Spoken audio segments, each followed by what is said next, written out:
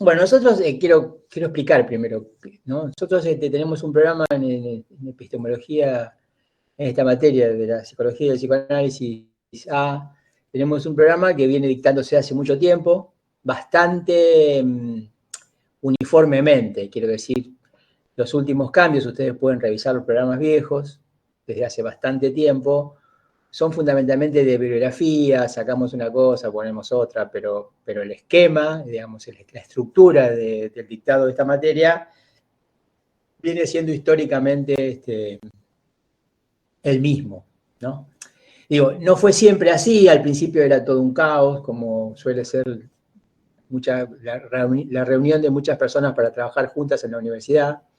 Al principio era todo un caos y bueno, después las cosas se fueron como acomodando, fuimos definiendo qué era central, qué servía para introducir a Lacan, qué queríamos hacer con esta materia, qué nos parecía que era importante hacer, ¿no? Cómo íbamos a empezar con Lacan y considerando lo que los estudiantes ya habían hecho de Freud y de Lacan mismo, ¿no? De otra manera que como nosotros lo habíamos pensado encarar. Así fue como llegamos a un programa, insisto, que se repitió durante mucho tiempo, un programa cuya estructura ustedes ya más o menos conocen, porque creo que la mayoría hizo la materia, y si no, si está acá para ver este tema nuevo también, digamos, es decir, la idea cuál fue, siempre fue el tema del psicoanálisis y ciencia, y eso nos llevaba directamente al tema del sujeto, que es un tema central en el psicoanálisis y en el psicoanálisis lacaniano especialmente. Y bueno, y trabajamos todos los temas que circundan y que sitúan con la mayor precisión posible este tema, ¿no? El sujeto. Por eso que tenemos la ciencia y el psicoanálisis, ¿no? La cuestión, digamos, del cogito cartesiano, el Descartes, inventor del sujeto, demostrar insistentemente qué pasa con ese sujeto en la ciencia y qué pasa con ese sujeto en el psicoanálisis, qué características tiene ese sujeto, ¿no? Cómo todo lo que Lacan ha trabajado gira alrededor de ese sujeto, ¿no? Que, por supuesto, lo hemos presentado así siempre, es diferente del yo, ¿no? Entonces eso también sitúa qué es el yo, y bueno, y empezamos a trabajar como trabaja Lacan en la estructura, ¿no? Y en ese momento dijimos, bueno, después de introducir el sujeto, el significante, que necesariamente hay que introducirlo, lo simbólico como diferente del imaginario y lo real, la estructura en Lacan, etcétera, íbamos a concluir en una unidad que juntara un poco, articulara todo esto, y entonces apareció la unidad Formaciones del Inconsciente, ¿no? Con el chiste como ejemplo paradigmático, pero podían ser otros, y después cerrábamos ya en una proyección, ¿no? Mucho más, siempre la última unidad es una unidad problemática, a veces no se dicta, a veces se dicta mal, se superpone con los parciales, los estudiantes ya no van a los teóricos, es una unidad que se da en los teóricos, cerrábamos con una especie de proyección para afuera de la materia, a futuro, digamos así, si la materia continuara, entonces trabajamos el tema de los discursos, ¿no? La ciencia y la religión y gobernar, educar, analizar, ¿no es cierto?, como el tema de los discursos. Esa es más o menos la estructura de la materia hasta el anteaño pasado, sería, ¿no? Hasta el 2020. 2020 la pandemia nos encerró bastante, nos hizo reflexionar mucho y bueno, pensamos que si la materia tenía que ampliarse y que teníamos ahí un vacío, una carencia para dar las bases del psicoanálisis lacaniano, con la cuestión alrededor del objeto. Es por eso que, sin quitar ningún contenido de lo que ya dictábamos, sino más bien acomodándolos, ajustándolos, ¿no? Dando un poco menos de cara a lo mejor y comprimiendo un poco algunas cosas, y corrimos todo, excepto la última unidad, que es la de los discursos, que sigue teniendo la misma función que antes, corrimos todas las 5 unidades anteriores a esa unidad, a las 6, las pusimos en 4 unidades e insertamos una unidad nueva, que es esta, que es la del objeto. Es un poco el fundamento para que se entienda, ¿no? Quiere decir que todos los estudiantes, a partir de que regularizaron en el 2001, o aquellos que se les venza la ruralidad y tengan que rendir con programa nuevo, tienen que incluir este tema. Este tema nos parece importante y nos parece crucial para entender, digamos, porque sería, digamos, es el tema del objeto es el elemento que falta para dar cuenta de la estructura del psicoanálisis, ¿no? Si Lacan es, ¿no? Si la orientación de Lacan, la visión de Lacan, el enfoque de Lacan es estructuralista o tiene que ver con la estructura, entonces la estructura está compuesta por los significantes, por el sujeto y por el objeto A, ¿no? Que es el objeto que introducimos con esta unidad, esta nueva unidad. Hasta acá un poco una introducción general, ¿no? Digo, después de ustedes, los que pueden haber avanzado un poco más con los discursos, habrán visto que Lacan escribe los discursos con estos 4, ¿no? Con 4 lugares y 4 términos. Y los 4 términos son justamente significante, sujeto y objeto, ¿no? Los 4, ¿por qué los 4? Porque aparecen 2 significantes, aparece el sujeto y aparece el objeto, ¿no? Esos son los 4 términos con los que se escribe los 4 discursos, que Lacan trabaja ya muy avanzada su enseñanza. Nosotros no llegamos a eso, por eso que digo, lo damos de una manera más liviana, el tema de los discursos, y lo damos como una apertura hacia otras cosas, como una continuación, como algo que, ¿no? Traemos algo de más avanzada la enseñanza de Lacan, como para que nos queden encerrados, digamos, los estudiantes en esta introducción totalmente básica que hacemos, pero que pretendemos que sea sólida, ¿no? Del significante, del sujeto, de lo simbólico, como decíamos antes, de lo imaginario, lo simbólico y lo real. Bueno, ¿cómo, digamos, a ver, voy a decir alguna cosa sobre la unidad, como para que, ¿no? Tengamos, la tengo acá presente en la bibliografía, ¿no? La unidad, bueno, no vamos a leer los contenidos, porque los contenidos de la unidad son todos los contenidos que salen de los textos, ¿no? Lo más importante tal vez acá, ¿no? Es cómo pensar los textos. Ustedes tienen 3 capítulos del Seminario 6 de Lacan, capítulo 20, 21 y 22, ¿no? Son 3 capítulos del Seminario 6, no son capítulos totalmente sencillos, pero son los capítulos en donde Lacan, podríamos decir, por primera vez, ¿no? Desde el Seminario 1 en adelante, se va a centrar en el tema del objeto, ¿no? Diría que es una de las primeras, si no la primera introducción al objeto de la enseñanza de Lacan, ¿no? Esto no significa que las cosas van a quedar así en el resto de la enseñanza, pero significa que para ver cómo sigue esto hay que empezar por acá, ¿no? Quiero decir, nosotros siempre hemos discutido cuando se salta lo que es hablar de Lacan y de sus seminarios, cuando se salta de una cosa a la otra. Hemos siempre discutido eso, creemos siempre que hay que empezar, ¿no? Por algo que dé solidez, que dé base, y que después se van complejizando los temas a medida que se avanza, pero no, hay que respetar, digamos, ¿no? Lacan en el Seminario 6 no podía, ¿no? Saber lo que iba a decir en el 20, ¿no? Porque eso viene 14 años después, y Lacan no tenía la bola, ¿no? Si bien lo que viene en el 20 tiene que ver con el 6, ¿no? En el momento del 6, Lacan reflexiona según cómo piensa las cosas en ese momento. Y va introduciendo elementos nuevos a medida que se le hace necesario introducirlos, y complicaciones. Entonces, de pronto, si nos metemos en la enseñanza de Lacan y vamos saltando de acá para allá, del Seminario 20 al 1, del 2 al 17, y yo hablo así, entonces eso no da ninguna base, ¿no? Puede ser que transmita información, que transmita jerga, que transmita vocabulario, que transmita frases hechas, que ustedes ya les sobran, ¿no?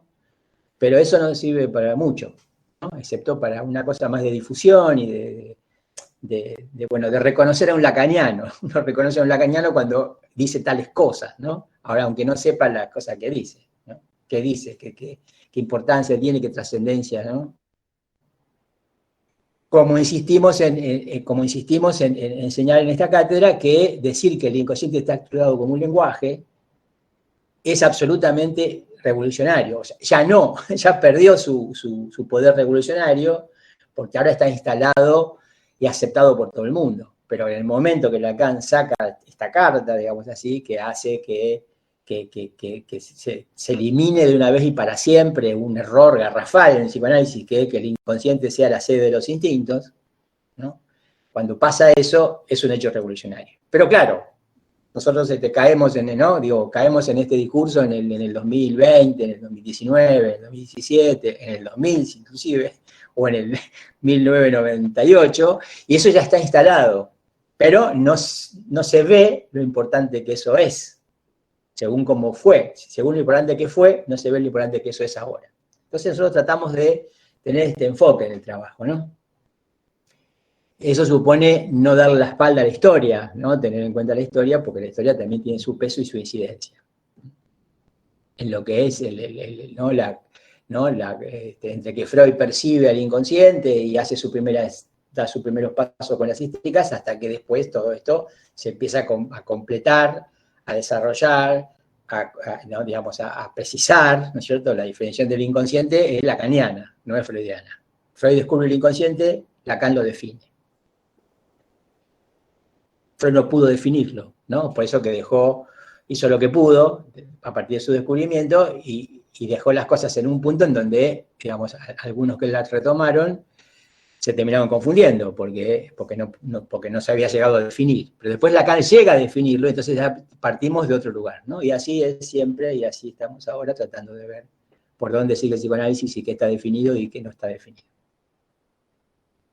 Bueno, vamos un poco, para no extenderme demasiado en esto, a cómo manejar la bibliografía de la unidad. Ustedes tienen entonces 3 clases de Lacan, del seminario 6, primeros seminarios, ¿no? Nos mantenemos, nosotros hemos dado cosas del 1, del 2, del 5, del 6, ¿no? Nos mantenemos en esta primera avanzada de la enseñanza, que no es poco, quiero decir, porque, no sé si ustedes recuerdan, yo lo digo siempre en las clases, ¿no? Safwan, que es un excelente analista, comentador y lector de Lacan del principio al final, siempre dijo que él, digamos, consideraba que los primeros 10 seminarios de Lacan contenían todo lo que había que trabajar, que no entendía qué hacía Lacan después del seminario 11 en adelante, que nunca había entendido y que le parecía que no iba a entender nunca por qué, ¿no? Por eso es que sus lacanianas, ¿no? Su libro se llama Lacaniana de Safwan, ¿no? Donde hay un resumen de cada seminario. En el Lacaniana 1, Safwan resume los primeros 10 seminarios, y en Lacaniana 2, que también lleva como autor a Safwan, en realidad Safwan da a resumir esos seminarios a otras personas, ¿no? Siendo coherente con que él dice que él no entiende bien lo que pasa después. No es que no entienda los textos, es que no entiende a dónde va la cosa, a qué se dirige, ¿no? Y dice que hay suficiente trabajo para hacer en los primeros 10 seminarios. Quiere decir que nosotros, aunque no incluyamos todo, lleguemos hasta el 6, bueno, ¿no? Es bastante. Es bastante lo que creemos que estamos trabajando con los estudiantes, que todavía, digamos, que hasta esta materia no hacen una lectura directa de Lacan, ¿no? Escuchan versiones lacanianas de Freud, escuchan profesores que hablan en Lacan, digamos, con la jerga lacaniana, con los términos lacanianos, pero no leen directamente a Lacan. Y esa dificultad la afrontamos nosotros con ustedes, ¿no? Ustedes la afrontan con esta materia y nosotros tratamos de ayudarlos en eso. Entonces, digamos, la unidad no va más allá de estas 3 clases de Lacan, que tienen muchas más cosas, estas 3 clases tienen muchos más elementos que los que nosotros queremos remarcar y señalar, ¿no? Digo, Lacan nunca fue alguien ordenado, prolijo en cómo introducía los temas. Introduce temas según lo que va ocurriendo y, bueno, introduce temas que a nosotros no nos interesan en estas 3 clases, pero hay un desarrollo, no sé, para decirlo de alguna manera, medular, hay un esqueleto, hay un esquema, hay una línea de trabajo entre la clase 20, la 21 y la 22, que nos interesa rescatar como introducción al objeto, ¿no? Entonces, ¿no? ¿Cómo hacemos? No podemos no poner a Lacan, entonces, ¿qué hacemos? Después ponemos, ¿no?, algunos trabajos que son comentarios de Lacan.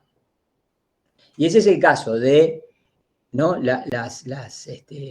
los 2 capítulos, o los 3 capítulos, sería del Ego Fey. Y el Ego Fey, un psicoanalista también, digamos, comentador de Lacan, muy serio, un lector serio de Lacan, ¿no? Escribió un libro, se llama El sujeto según Lacan, ¿no? Y entonces ahí nosotros introducimos, ¿no?, 3 capítulos: fabricación del sujeto, la emergencia de un nuevo sujeto, el significante como tal, que son capítulos donde el Ego Fey comenta, ¿no? Y rescata elementos que están introducidos por Lacan en estas 3 clases del seminario 6.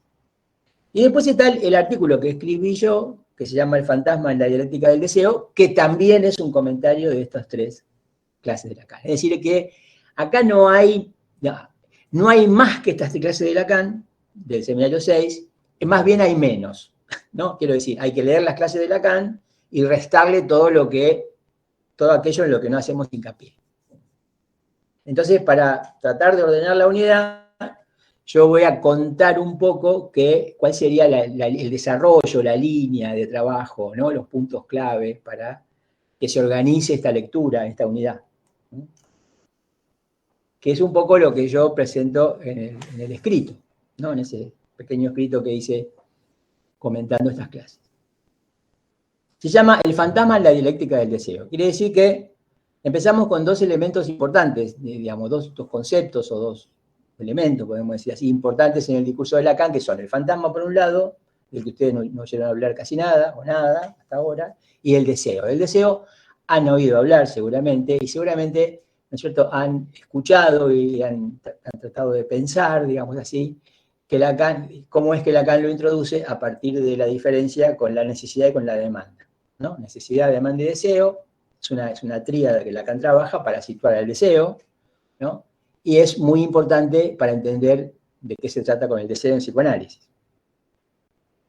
Es sencilla la relación para empezar, es que la necesidad que tenemos todos, que compartimos con los animales, en el caso del hombre y mujer, obviamente, pasa por el lenguaje, es decir, que la necesidad necesariamente va a ser tamizada, elaborada, retrabajada, ¿no? con la demanda, que significa eso, exactamente solo eso, ¿no? Cómo el lenguaje, ¿no?, va a incidir en el ser humano, ¿no? Y cómo, digamos, como la necesidad tratada por la demanda, digamos, digamos, la demanda no subsume el total de la necesidad, porque justamente se diferencia de ella, entonces por esa razón queda un resto que es lo que retorna como deseo, ¿no? Entonces, si hay algo imperioso en la necesidad, ¿no?, y después eso pasa por las palabras digamos, y eso se trastoca, se cambia, se modifica, lo que queda de la necesidad no siendo asimilado por la demanda, viene o se instala como el deseo, ¿no?, que es la marca del humano en tanto tal, ¿no? Digamos, todos, ¿no?, la humanidad, el hecho de que, bueno, fíjense, el lugar protagónico que tiene el lenguaje. Se ve que el lenguaje tiene que ver con esto, aunque, ¿no es cierto?, el deseo no tenga que ver directamente con algo que se pueda tratar en términos de lenguaje, ¿no? Digo, en forma directa, en forma o sea, hay una diferencia entre la demanda y el deseo, ¿no? Es decir, hay una diferencia entre la necesidad y la demanda, y hay una diferencia entre la demanda y el deseo. Entonces, el deseo fundamentalmente, ¿no?, podemos decir así, por un lado, digamos, tiene estas características, vamos a ir diciendo algunas cosas más para que se entienda un poco mejor, ¿no es cierto? Todo el mundo sabe que el deseo está de alguna manera asociado a una falta, ¿no? Que es metonímico, ¿no? Digamos, que esa falta hace que el deseo, ¿no es cierto?, digamos, que se pueda poner en discusión qué significa satisfacer un deseo, así como está claro qué significa satisfacer una necesidad, no está claro qué significa satisfacer un deseo.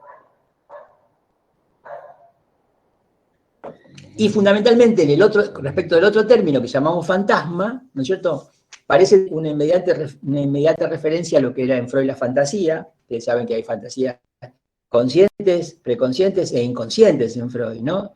Y en realidad el concepto de fantasía en Freud es próximo al de fantasma en Lacan, pero no es exactamente el mismo concepto. Lacan genera este nuevo concepto de fantasma y es un concepto estructural, ¿no? Quiero decir, si bien la fantasía puede ser inconsciente, ¿no?, el incesto, el asesinato del padre, ¿no?, son fantasmas inconscientes, son fantasías inconscientes, ¿no es cierto? El fantasma es estructural, ¿no? ¿Qué significa? Que tiene más que ver con las fantasías inconscientes de Freud, que tiene mucho menos que ver con las conscientes y las preconscientes, pero que en verdad, digamos, va a funcionar como un elemento estructural, ¿no?, que va a tener ¿qué función? La función de sostener al deseo. Es decir, el fantasma sostiene al deseo. ¿no? Como yo digo en el artículo, cuando empieza, siempre que está en juego el fantasma, hay algo del sujeto en juego, que es lo que nos interesa destacar, situar, señalar, etc. ¿Cómo es que Lacan presenta el fantasma? Lo presenta como un elemento estructural y lo presenta en la relación del sujeto del inconsciente con el objeto A, ¿no? Entonces, ya sobre el sujeto del inconsciente tenemos algo visto en la materia, bastante trabajado, ¿no? Si no, nos sería muy difícil introducir el objeto A, no se puede empezar por el objeto A, me parece. Como Lacan mismo no empieza por el objeto A, empieza por el fantasma, perdón, por el sujeto, y el sujeto es un elemento del fantasma y el objeto A es el otro elemento del fantasma. Entonces, hay una relación entre el sujeto y el objeto A, una relación que es lógica, hay una relación que es teórica, ¿no? Y que está en juego en lo que, ¿no? En aquello que el analista tiene en cuenta para dirigir una cura.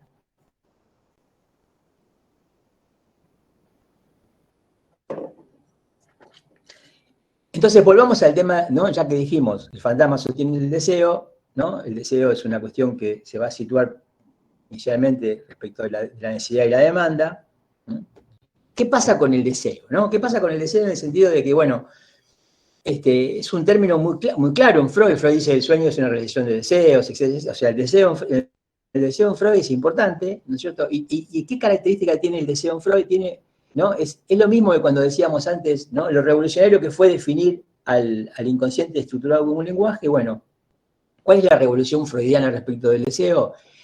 Es que hasta Freud siempre se hablaba del deseo y del objeto del deseo. Y con Freud eso se termina, porque Freud va a poner al deseo en el lugar del objeto. Es decir, que el deseo va a ser un objeto. ¿Se entiende lo importante que es esto, no? Quiero decir, ya no va a haber más objeto del deseo, porque el deseo es objeto.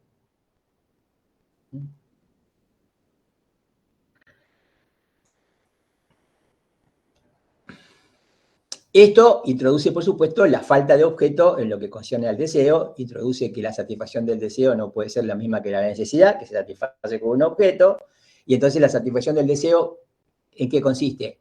En que se reconozca el deseo, ¿no?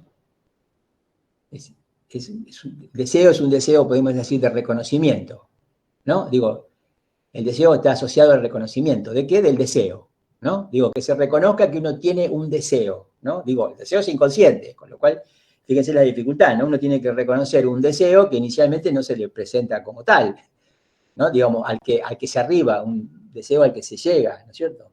Y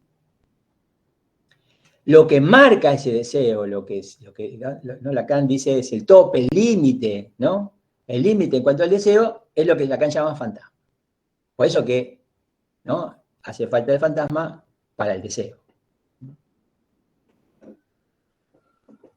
Ahora bien, objeto decimos, ¿no? Porque es el tema del objeto. Que después vamos a ver, digamos, ¿no? Lo que siguiendo Lacan, ¿no es cierto? Lacan introduce como las claves, ¿no? Claves, ¿cuáles son las claves para dar cuenta de este fantasma? Que no es sino la relación del sujeto con el objeto. Se entiende que nosotros el sujeto lo tenemos más o menos situado, introducimos el objeto de esta manera, ¿no? Con el fantasma, porque el fantasma es sujeto y objeto.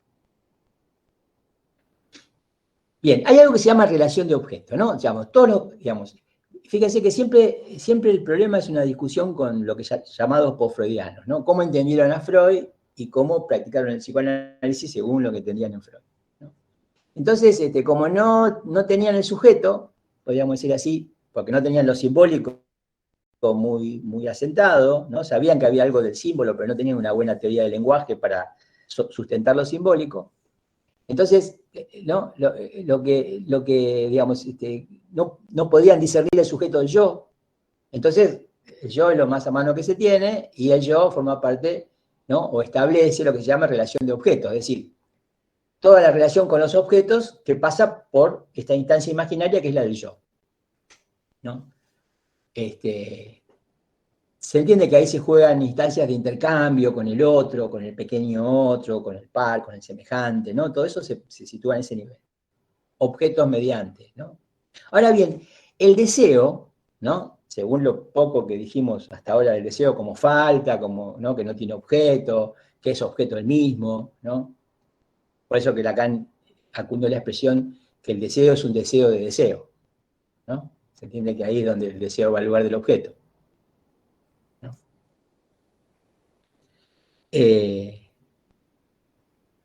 Este deseo no tiene, o sea, no tiene lugar en la relación de objeto, ¿no? Desde la perspectiva del deseo, ¿no es cierto?, ¿no? Lo que es la relación de objeto se ve trastornada, se ve, se ensucia, ¿no?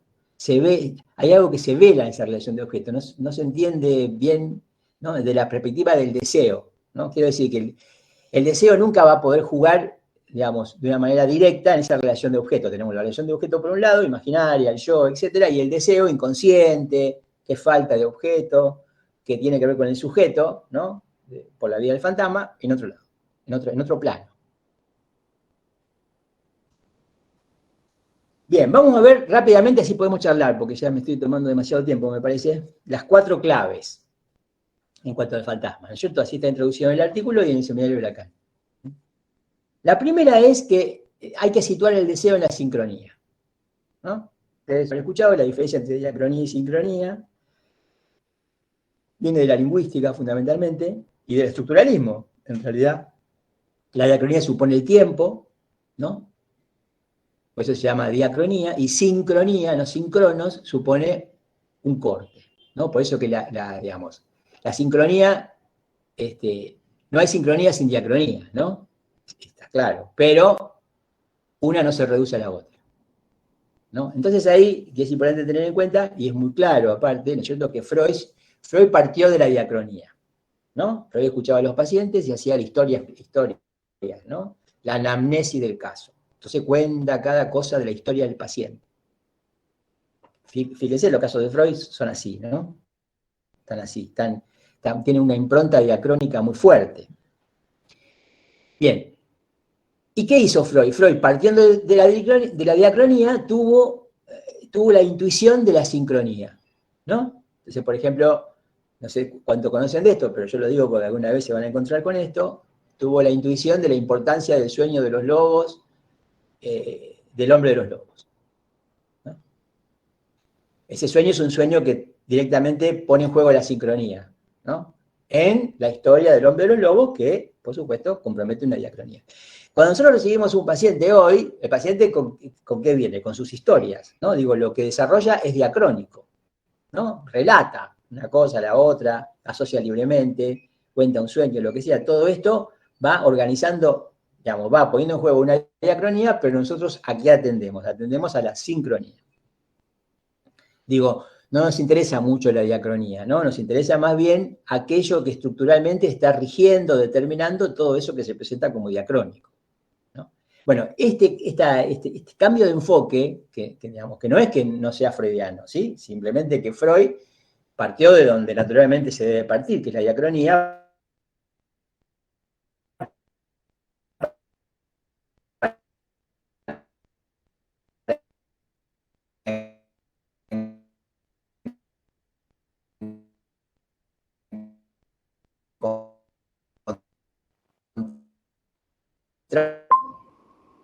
bueno, Te cortó un perdón, poquito, doctor. me desconecté. Sí, me callé, apenas me apareció que me desconecté. Escucharon lo último, ¿no? Que Lacan parte de la sincronía, para situar la diacronía. Bien. Es por eso que hablamos siempre de estructura. La estructura es siempre algo de la sincronía, ¿no? Esto es importante, ¿no es cierto? Por eso, situar al deseo es situarlo en la sincronía, ¿no?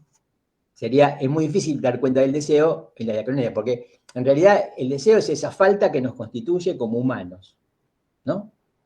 Después de que la necesidad no entra toda en la demanda y queda un resto, ¿no? Esa falta, el resto es esa falta, eso se llama deseo, ¿no? Y ese deseo, ¿a qué aspira? ¿A satisfacerse como la necesidad? No, a ser reconocido.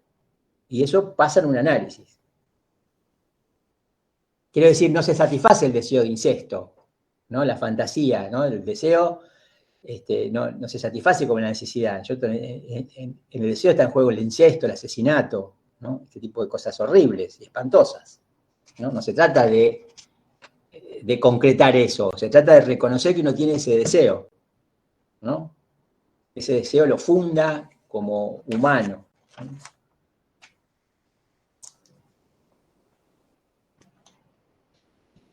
Bueno, la segunda clave, ¿no? Porque para dar cuenta del fantasma hay que comenzar por el sujeto, ¿no? La segunda clave es que el sujeto de la ciencia no es el sujeto del conocimiento. Esto lo enseñamos en la materia, ustedes lo han escuchado, pero acá, en este punto creo que hay que reforzar, ¿no? Porque queda siempre como una impresión rara, ¿no? ¿Cómo es eso de que el sujeto es el sujeto de la ciencia? ¿Cómo es eso que el sujeto de psicoanálisis es el sujeto de la ciencia, ¿no? Digo, como si uno no esperara que haya sido la ciencia la que introdujo el sujeto, sino que espera que sea el psicoanálisis el que introduce el sujeto, porque es el sujeto del inconsciente, ¿no es cierto? Sin embargo, el sujeto lo introduce la ciencia, ¿no? Digo, la primera, mucho antes del psicoanálisis, ¿no? Sería, o de Freud. La primera ruptura digamos, la primera revolución que introduce un nuevo sujeto es de la ciencia. No importa que después la ciencia, ¿no es cierto?, lo forcluya ese sujeto, ¿no? No importa, ese es otro problema, ¿no? Pero el sujeto es de la ciencia. ¿Por qué el sujeto es de la ciencia? Porque la ciencia lo que hace es terminar con lo que se llamaba el sujeto del conocimiento. Entonces, siempre que uno piensa en el sujeto, hay que pensar, el sujeto del conocimiento no es el sujeto de la ciencia. Porque ahí se introduce una diferenciación importante, que es la diferencia entre conocimiento y saber, ¿no?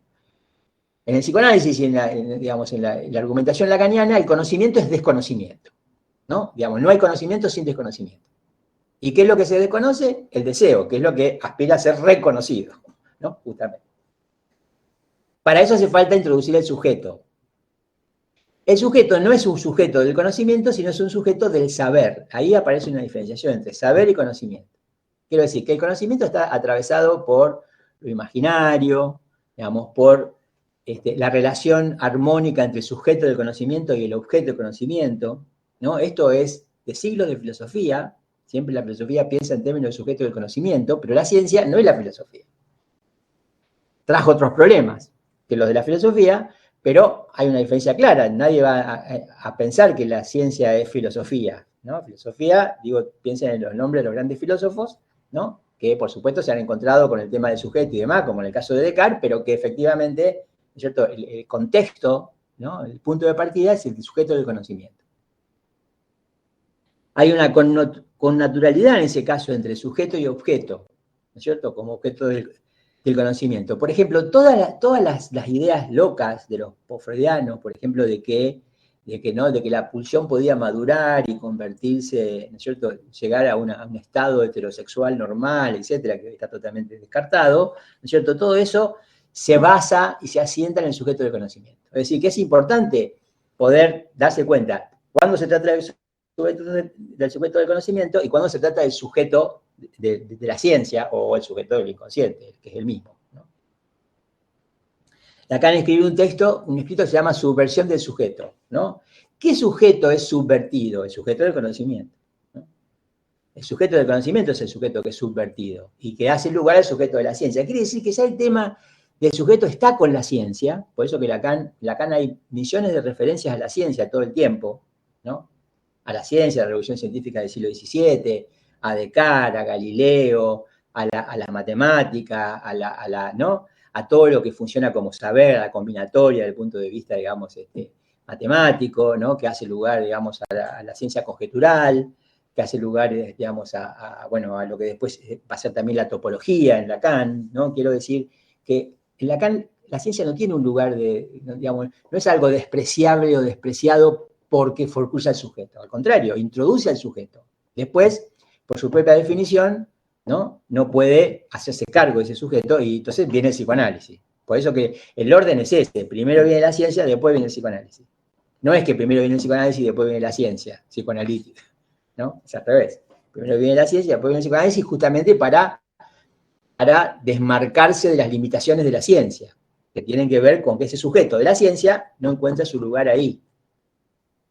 No tiene lugar ahí, es un agujero en ese discurso. Pero es importante eso, ¿no es cierto? Que que el sujeto del conocimiento tiene que ver con la relación de objeto, con la relación con el sujeto del conocimiento, una relación armónica, y que con el sujeto del inconsciente, que es el sujeto que introduce la ciencia, aparece una nueva relación de objeto, ¿no? La que Lacan llama la verdadera relación de objeto, ¿no? Y esa verdadera relación de objeto, digamos, es la que pasa por el objeto A, que no es un objeto que pueda situarse en la relación de objeto. Y ahora vamos a tratar de caracterizarlo, así como lo hicimos con el sujeto, partiendo del significante.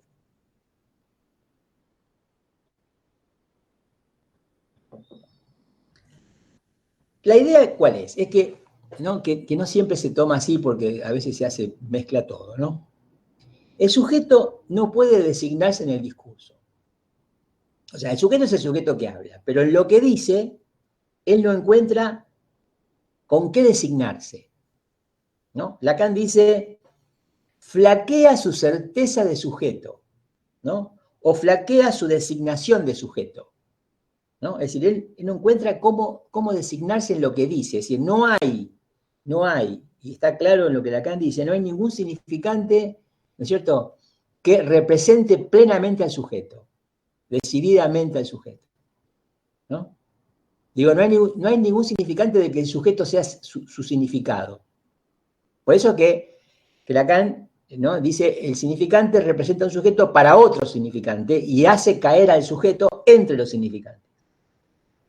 Es decir, nunca un significante define plenamente, o sea, no hay sujeto sin significante, pero el significante no permite designar al sujeto. El discurso, ¿no?, que está hecho de significantes. Lacan dice que esta debilidad del sujeto, ¿no?, este punto débil del sujeto, ¿no es cierto?, es lo que permite o lo que hace que entre en juego el objeto A, ¿no?, que introduce la tercera clave.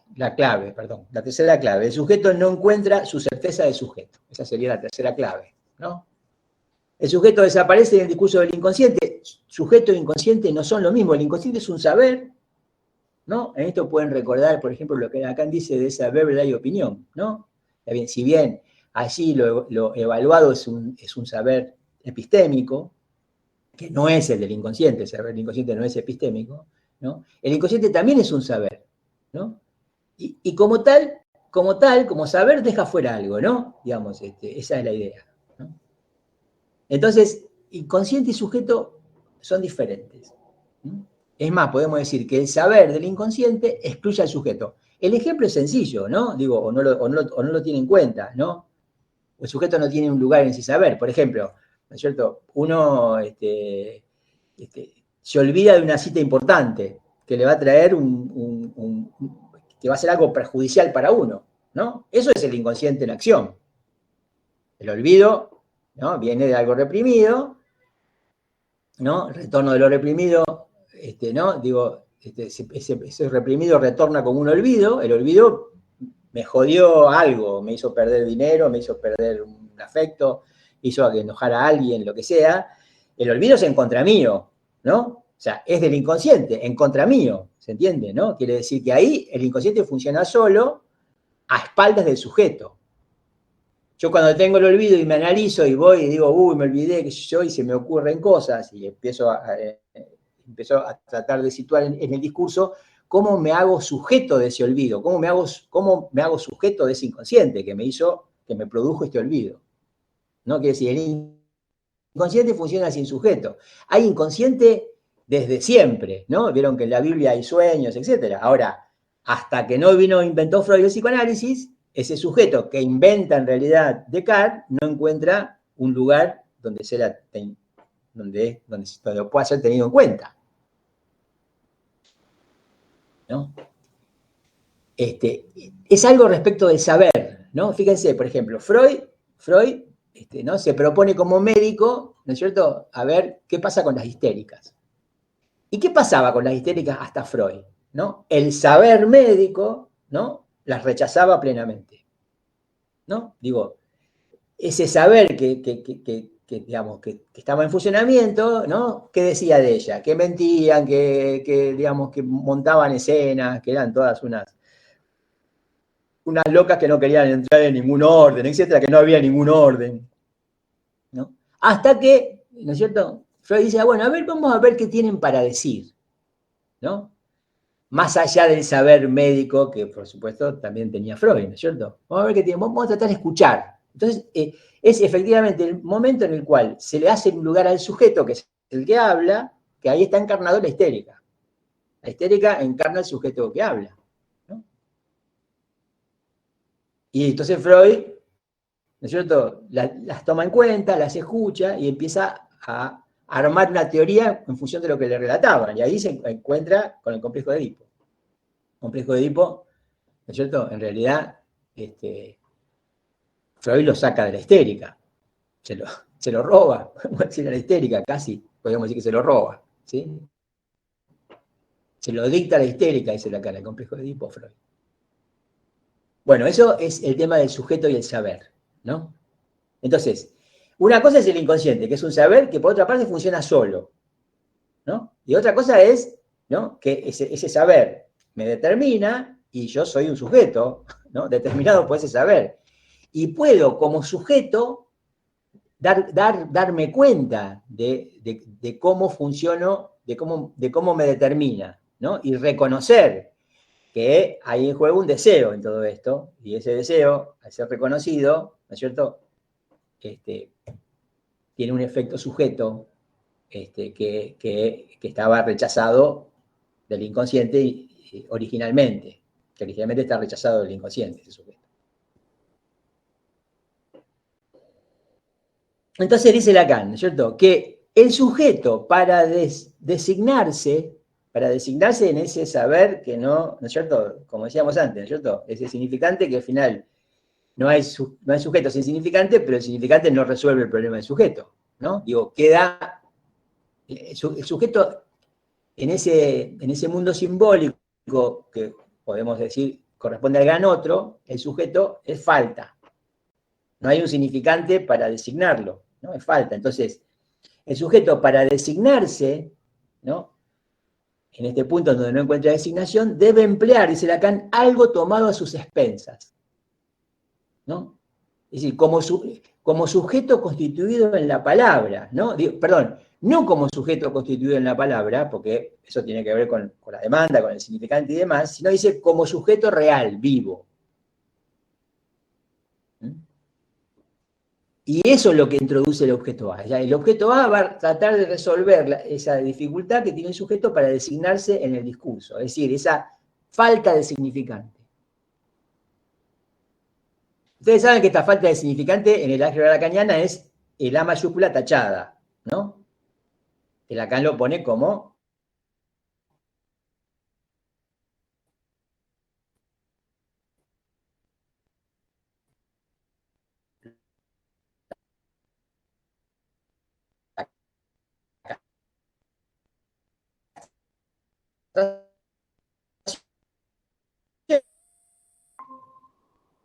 me corté. Medio cortado, Héctor.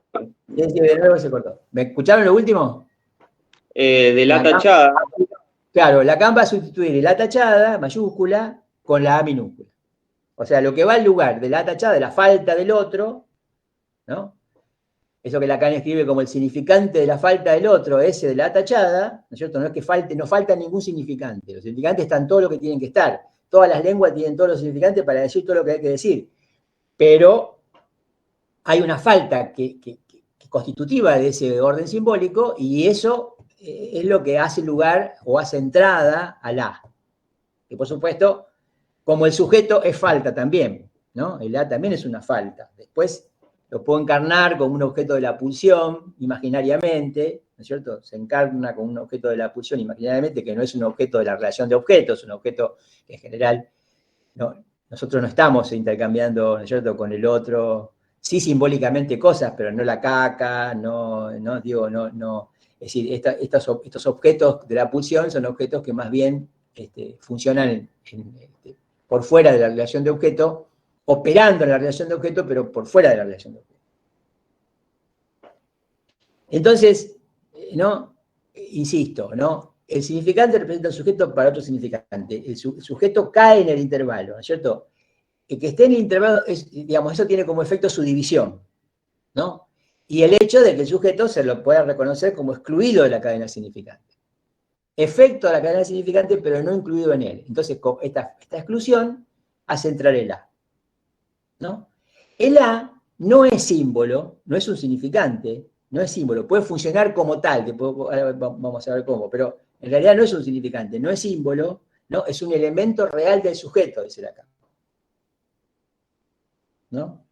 Que justamente interviene para sostener el momento en el que el sujeto no logra designarse.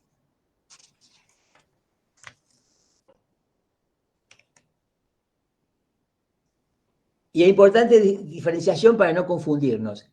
El A no es objeto de la castración, sino es efecto de la castración, ¿no? Digo, la castración es simbólica, el objeto de la castración es el falo imaginario, es lo que falta en la imagen, lo que funciona como falta en la imagen, y el A es efecto de esa castración. Es decir, porque el otro está en falta y está constituido alrededor de una falta, entonces, ¿no? El efecto de eso es el A. ¿Cómo lo vamos a, ¿no? ¿Cómo lo vamos ¿Cómo vamos a precisar en qué consiste este objeto? Fíjense que no se trata de decir, estos son los objetos A, sino es al revés. Hay que decir, el A es lo que tiene forma de corte, dice Lacan. Lacan habla de la forma de corte del objeto. Es decir, solo va al lugar de A todo aquello que tenga la forma de corte. Como el sujeto también, ¿no? Digo, el sujeto también, si está entre los significantes, el sujeto se corresponde con un corte. En este caso, en el discurso. En este caso, ese corte del discurso va a hacer entrar algo real del sujeto, algo vivo, del sujeto vivo, Lacan dice, ¿no? Algo que tiene un parentesco con su cuerpo, pero que tiene que tener la forma de corte para que vaya a ese lugar, para que opere como A, para que funcione como A.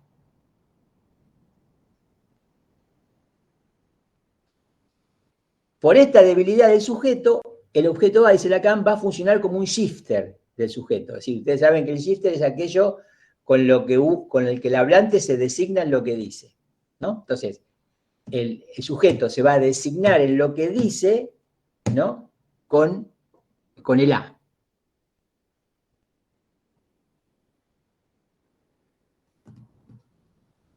El A, como decíamos antes, no pertenece a lo simbólico, es algo real del sujeto, ¿no?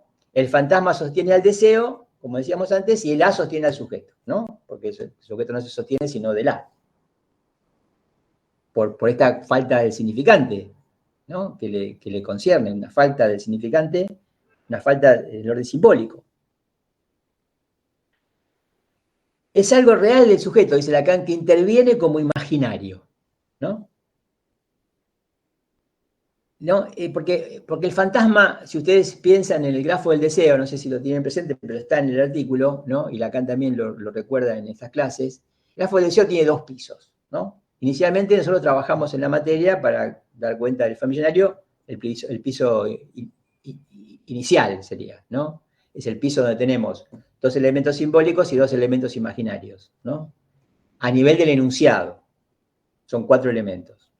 Y después, cuando se duplica el grafo, ¿no? Que viene la parte de la enunciación, ahí aparecen los elementos imaginarios y simbólicos, pero que corresponden a la estructura, ¿no? A la sincronía. Y ahí es donde ustedes tienen la falta ¿no? El significante de la falta del otro, ¿no? La escritura del fantasma, ¿no? Es decir, todos esos elementos algebraicos que Lacan utiliza para explicar sujeto, objeto. Fíjense que en la parte de abajo no aparece el sujeto, aparece el gran otro, el sentido a partir del gran otro, el yo, la imagen del yo, pero sujeto solamente aparece en la parte de arriba de la enunciación, donde está el sujeto respecto de la demanda, la falta del otro, el fantasma y el deseo.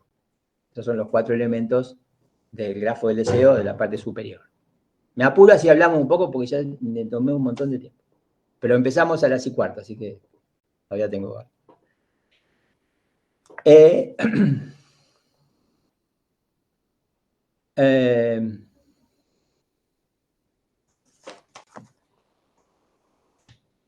Bueno, hay un esquema que no me voy a detener, que tiene mucho que ver con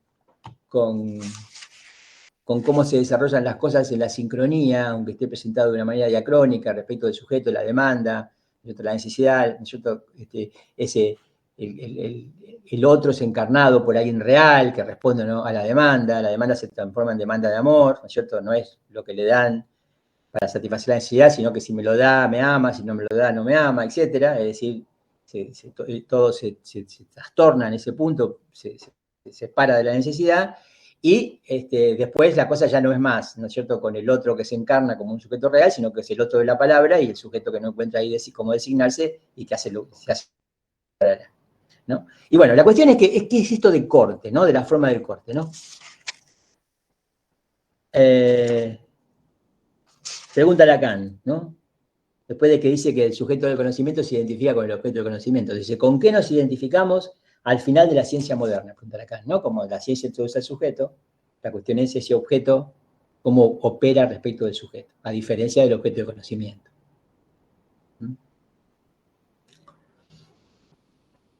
Bueno, entonces el sujeto es corte, porque está en el intervalo de los significantes. El A tiene también la forma del corte, ¿no? Y entonces ahí Lacan da tres especies de A, ¿no? Anal oral, que son los que ya había discernido Freud como objetos de la pulsión, es decir, lo anal es algo que se corta del cuerpo, tiene la forma del corte. Lo oral también, ¿no? El pecho primero forma parte del cuerpo del niño y después se separa, ¿no?, se desteta, ¿no? Y ese objeto oral también es un objeto que tiene la forma del corte. El fi minúscula, dice Lacan, el falo imaginario, efectivamente, ¿no? Es algo separable del cuerpo, ¿no? Puede faltar, ¿no? Es lo que pasa, ¿no?, en el espejo, ¿no? Que se ve que el falo puede faltar, es lo que ocurre, ¿cierto?, con algunas personas que no tienen pene. Entonces, ¿no?, algunos no tienen pene, ¿no? Eso se inscribe como una castración, como un corte, imaginariamente como un corte, porque eso nunca ocurrió, ¿no? Y después tiene la otra forma de objeto A. En este momento Lacan introduce el delirio, ¿no? ¿Por qué? Porque efectivamente, ¿no es cierto?, en el caso del delirio se escuchan voces, y las voces también es algo que no tiene la forma del corte y se separa del cuerpo, ¿no? Hay algo de lo imaginario de estas tres especies que permiten simbolizar el corte. Solo es A el objeto que tiene esta forma, la forma del corte. Bueno, hay más cosas en el artículo, yo no quisiera llevarlos mucho más tiempo hablando yo, y podemos ver alguna inquietud, algo que no ha quedado claro, que, bueno, alguna cosa que no llegué a articular, o alguna cosa que no puedo, también puede ser articular, pero bueno, habría que tenerlo en cuenta y pensar un poco qué se responde a eso. Así que los escucho, opiniones, qué no se entendió, qué duda puede haber quedado. Es la introducción, insisto, es la introducción al objeto. No podemos decir que esto responda a todas las preguntas, y mucho menos que esto signifique que con esto Lacan cierra la cuestión. Lacan sigue investigando esto, y los objetos después son 4, ¿no? Oral, anal, que ya había descubierto Freud, y escópico, la mirada, e invocante, la voz, como Lacan sigue este desarrollo, ¿no? Objetos de la pulsión que funcionan encarnando el A que falta. La falta que es la misma que con la que el sujeto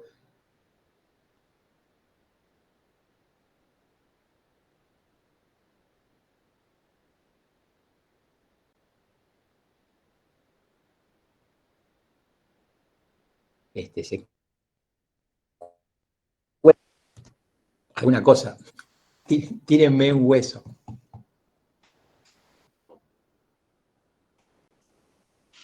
A mí me llamaba la atención esto de cómo lo presentabas del objeto A como una forma para el sujeto de designarse. En contraposición, pienso en otro de los, por ahí, eslogans o frases que nos quedan, esto del sujeto representado. Por un lado, el sujeto designado a través de un objeto, y por otro lado, el sujeto representado en un significante para otro significante. Claro, justamente, ¿no es cierto? Vos fíjate que ahí se usa un término que en verdad es falaz, ¿no?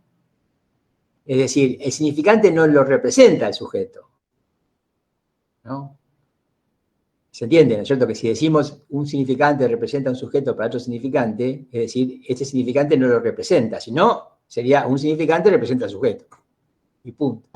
Que fuera para otro, que sea para otro significante, es lo que abre esa dimensión que llamamos falta, que llamamos, ¿no? Aquello alrededor de lo cual se estructura lo simbólico no es pleno, no es completo, pero no porque le falte algo, ¿no? Sino porque su constitución es alrededor de una incompletud.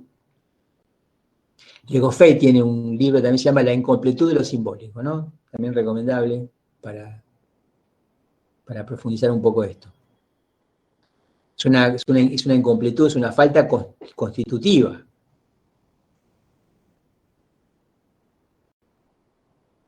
Claro, por un lado esta cuestión de esa representación engañosa entre los significantes, y por otra parte esta posibilidad de designación, pero en otro ámbito que no, podríamos Fuera decir de que lo no está... simbólico. Claro, Claro, por fuera ya de lo no es un simbólico. significante, ¿no? Lacan es muy claro, inclusive, ¿no es cierto? Si ustedes, no sé si ustedes recuerdan, pero bueno, qué sé yo, por ejemplo, cuando Lacan tiene su teoría de la metáfora, ¿no? Que es la que está ahí en lo que discutimos nosotros también en la cátedra, con la discusión con Perelman, ¿no? Cuando Lacan dice, bueno, ¿por qué la teoría de la metáfora de 4 términos de Perelman es imaginaria y no llega a captar lo que está en juego en la metáfora, como Lacan pretende hacer ver? Y dice que hay una heterogeneidad, una disimetría, no son 4 elementos con la misma característica. Dice que hay 3 elementos y hay uno heterogéneo, ¿no? En esos 4 elementos. Entonces, ¿cuáles son los 3 elementos afines? El significante y el sujeto, ¿no? Sujeto y significante pertenecen a un orden, ¿no? En cambio, el objeto A es heterogéneo, ¿no? Digo, no es un significante, no funciona como un significante, ¿no? Claro. Es algo fuera, por eso dice Lacan, es algo real del sujeto, en lo que el sujeto se representa, se sostiene, se designa. Y por otra parte, como esto que plantea vinculado a lo real, tiene formas de encarnarse imaginariamente, vos decías, Claro, exacto, con la pintura. Uh-huh. claro. Que ahí Por eso digo, ahí es donde decimos, a ese lugar que llamamos A, que puede considerarse un lugar vacío porque es afín al sujeto, a la falta del sujeto en el otro, ¿no? En el gran otro, ese A se puede materializar como algo que se separa del cuerpo, ¿no? Tiene la forma de corte. Entonces ahí tenemos ¿no? Ahí tenemos el oral, el objeto oral, el objeto anal. Por eso claro. digamos, que se habla de el A como falta causa el deseo y el A como materializado en algún elemento como lesiva, lo oral, etcétera, ¿no? Como objeto de la pulsión,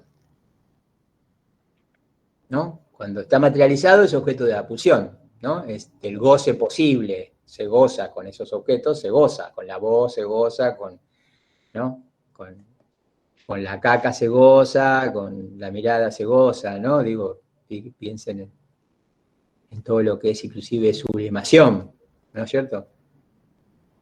El canto, la ópera, ¿no? Donde está en escena la voz, ¿no? Todas las artes gráficas, la pintura, ¿no?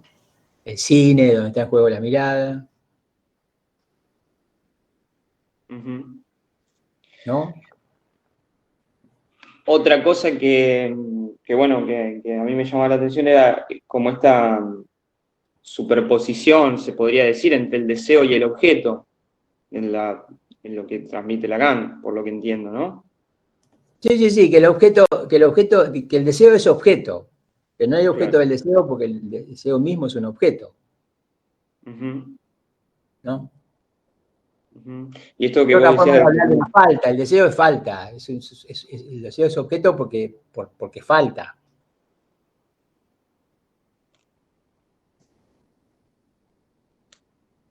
por otra parte, la satisfacción de ese deseo, vos planteabas que era era el reconocimiento Claro, el reconocimiento de ese deseo, ¿no? Digo, no tiene los peores, en general los deseos son inconscientes porque son bastante inaceptables, si no, no serían inconscientes, ¿no? Claro. Digo, es difícil que alguien reconozca su deseo en una fantasía incestuosa o de asesinato, ¿no? Del padre. Pero bueno, ¿por qué? Porque el asesinato del padre fue reemplazada por el amor al padre, ¿no? Entonces no se puede concebir amarlo y de la fantasía de asesinarlo al mismo tiempo. Entonces el deseo ese, sostenido de esa fantasía, es inconsciente. Entonces ese reconocimiento de esos deseos abominables que están en el inconsciente, que existen en el inconsciente. Y eso está en bastante relación, me parece, con otro, por ahí, eslogan que escuchamos siempre, que el deseo es el deseo del otro. Esto de que el deseo Claro. es deseo del deseo. Deseo, deseo, deseo, ¿no? Sería que el Claro. deseo sea deseo de deseo, ¿no? Clara bien, excluye claramente el objeto, ¿se entiende? O sea, se dice, el deseo es deseo de deseo, no deseo de un objeto, ¿no? Eso excluye el objeto para el deseo. Entonces eso también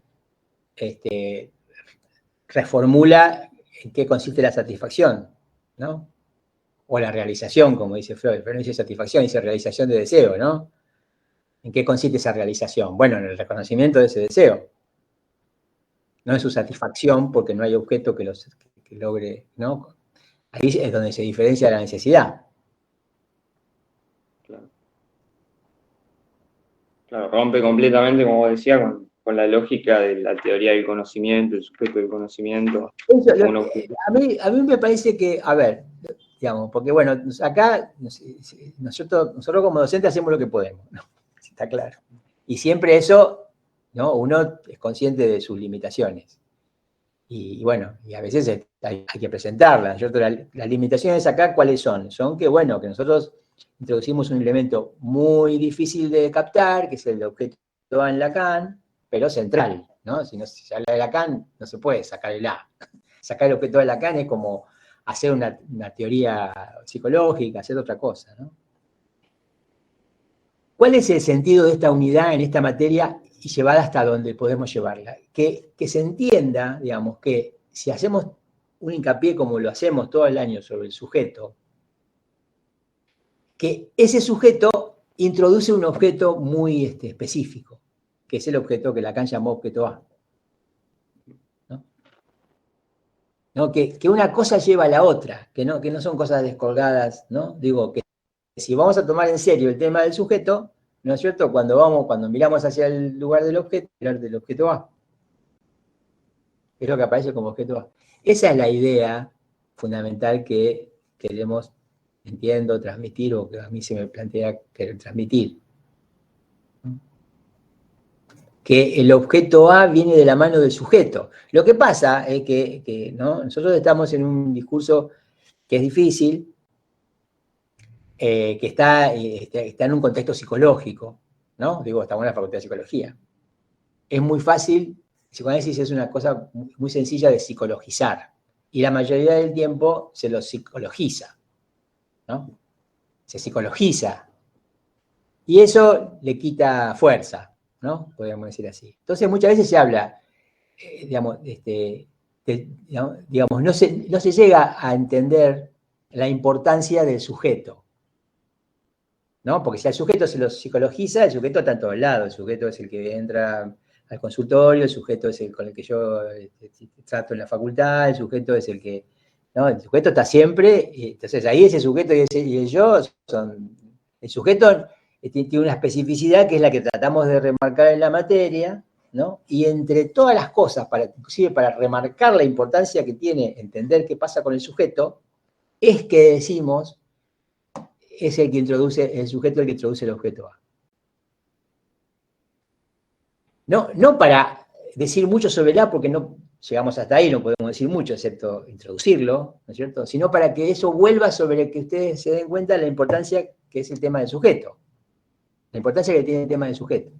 Y la importancia que tiene entender ese sujeto que no es un sujeto reconocido, ni por la psicología, ni por la ciencia, obviamente, ni por la filosofía, ¿no?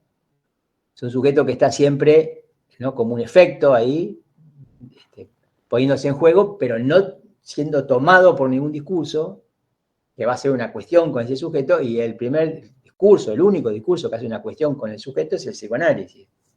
Y podríamos decir más específicamente el lacaniano, porque si vamos a tomar psicoanálisis del estilo post-freudiano, vamos a ver que ahí todo está el yo y la relación de objeto, ¿no es cierto? Y bueno, la identificación con el analista y ¿no? Hay un montón de cuestiones que son teóricas y técnicas también, que tienen repercusión en la técnica, que hacen que el psicoanálisis se psicologice, decirlo de una manera,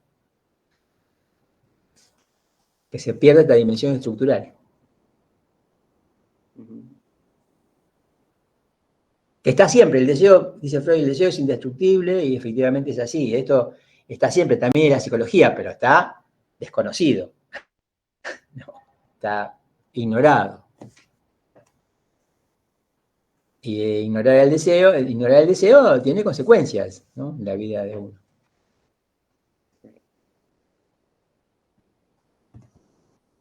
No significa que no se pueda vivir bien ignorando el deseo, yo digo, tiene consecuencias, ¿no? Que no es lo mismo vivir con el reconocimiento del deseo que de ignorándolo, nada más.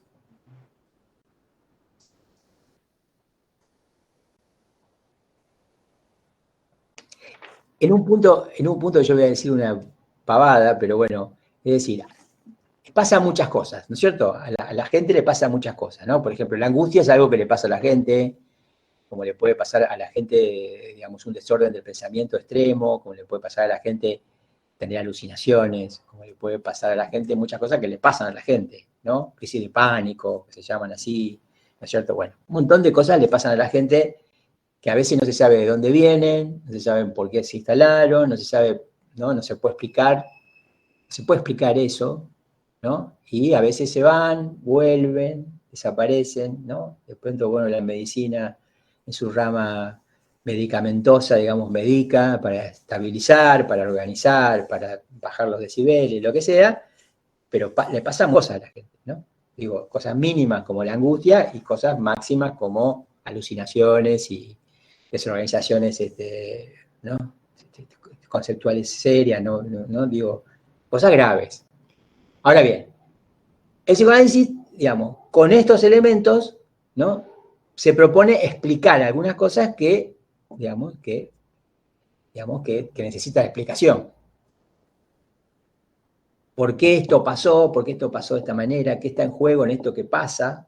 En tal o en cual, ¿no? Bueno. Las otras teorías también tratan probablemente de explicar, ¿no? Y acá la cuestión es, bueno, a ver, ¿cuál toca lo real de eso? ¿Cuál de estas teorías, ¿no?, discursos, si se quiere, pueden dar cuenta de lo real que está en juego en una alucinación, en un delirio, en una crisis de pánico, en una angustia incontrolable, ¿no? O en la angustia misma, cómo se define qué es la angustia, ¿no? Bueno, se va a decir, Lacan dio un seminario 10 sobre la angustia, ¿no? Entonces explica qué es la angustia en el psicoanálisis, la explica con el objeto A, ¿no? Justamente dice que, ¿no?, que la angustia es la traducción subjetiva del A, ¿no? Y que como tal es lo único que no engaña, porque el significante engaña, ¿no? Sabemos que es mentira, ¿no? La verdad sale de la mentira, ¿no? El significante es mentiroso, por definición. Ya lo había dicho Descartes, ¿no es cierto? Que todo aquello en lo que pensaba no se sostenía, podía ponerse en duda. En cambio, como la angustia depende del objeto A, y el objeto A no puede engañar porque no es un elemento simbólico, entonces la angustia es algo que no engaña, ¿no? Quiero decir, es real, es un afecto, dice Lacan, y que tiene que ver con una manifestación de lo real. Pero bueno, esto ya está muy fuera de la materia, ¿eh? Digo, estoy juntando elementos para que se entienda, ¿no?, digamos, que a lo mejor efectivamente es difícil esto y hay que hacer un esfuerzo importante para poder articular, entender y empezar a hacerlo funcionar, todos estos elementos, pero poder explicar cosas que permanecen sin explicar en algún sentido, o que hay un montón de teorías que la explican y no sabemos, o bueno, habría que confrontar estas teorías para ver cuál de estas teorías o estos discursos da una explicación real, de lo que realmente pasa, ¿no? Y no una cosa imaginaria, quiero decir, ¿no? Confundir, como hace creo que el DSM-4 o el 5, no sé en qué número están ya, la angustia con la ansiedad, ¿no? Es un poco desconocer la angustia, también tal vez por no poder explicarla, ¿no? Pero bueno, el psicoanálisis tiene una explicación para la angustia. Y también tiene como consecuencia una orientación práctica, ¿no? Por ejemplo, si, como la angustia no engaña, no se puede interpretar la angustia, ¿no? Se puede interpretar un síntoma, un sueño, un olvido, se puede interpretar, pero la angustia no se puede interpretar, ¿no? No se le puede pedir asociación libre a alguien sobre la angustia, ¿no? Digo, no se estaría dentro del discurso del psicoanálisis si uno hace eso, porque no estaría entendiendo qué es la angustia, ¿no? Así como tampoco se interpreta una inhibición, ¿no es cierto? O sea, para una inhibición hay una respuesta, para una angustia hay otra, y para un síntoma hay otra. Y son tres elementos que Freud trató, inhibición, síntoma y angustia, que se sitúan, según la estructura lacaniana, en niveles distintos, ¿no? La inhibición es imaginaria, la angustia es real y el síntoma es simbólico. Por eso que el síntoma es lo único que se interpreta.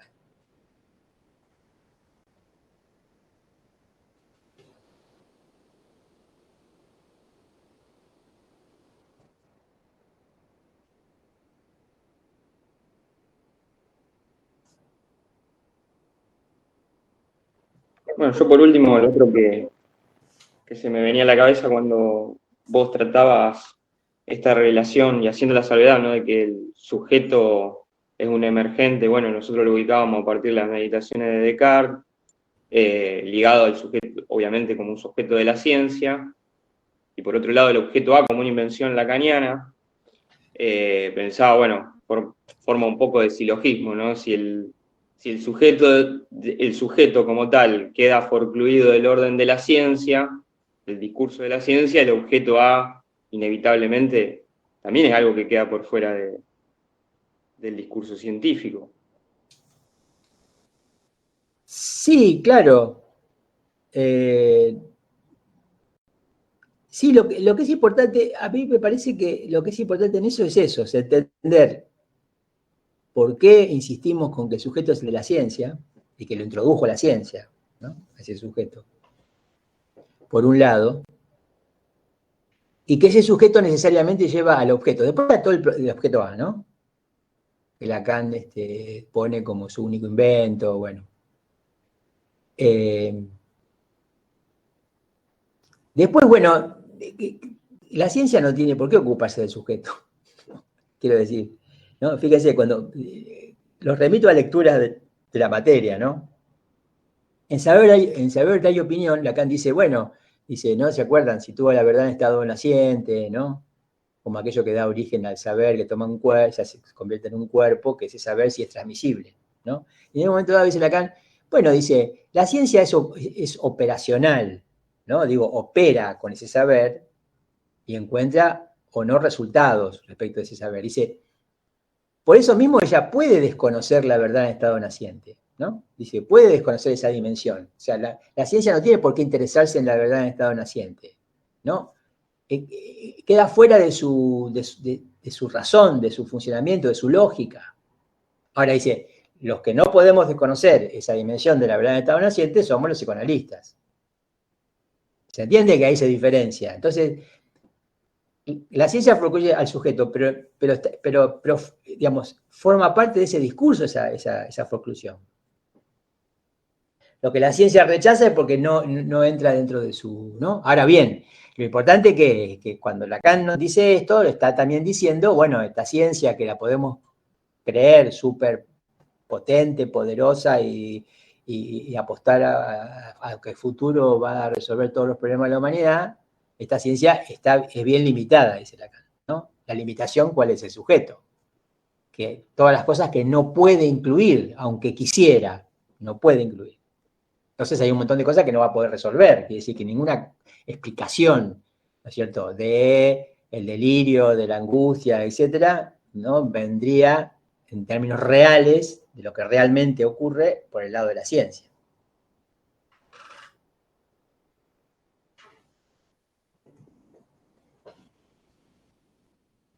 Entonces empiezan, ¿no es cierto?, bueno, qué sé yo, están las neurociencias, ¿no? Entonces las neurociencias son sin sujeto, por definición, con lo que estamos diciendo, ¿no? Entonces, ¿qué hacen? Bueno, operan y probablemente con efectividad, no estamos hablando de, ¿no?, con eficacia, ¿no? Digo, no estamos hablando de que esto esté ni mal ni bien, estamos diciendo que son sin sujeto, que la pérdida con la ciencia es el sujeto. Y hay que evaluar si vale la pena perderlo al sujeto o no, ¿no? Digo, operar sin sujeto, si vale la pena operar sin sujeto.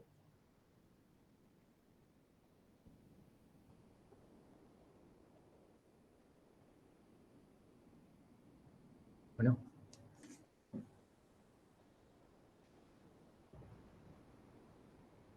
Por eso que yo insisto en decir que es una burrada decir que, ¿no?, que el psicoanálisis, qué discurso magnífico, que resuelve, ¿no?, que va al fondo de las cosas y que es el único que resuelve los verdaderos problemas y que si no con los otros discursos los problemas vuelven y todo eso es una burrada, ¿no?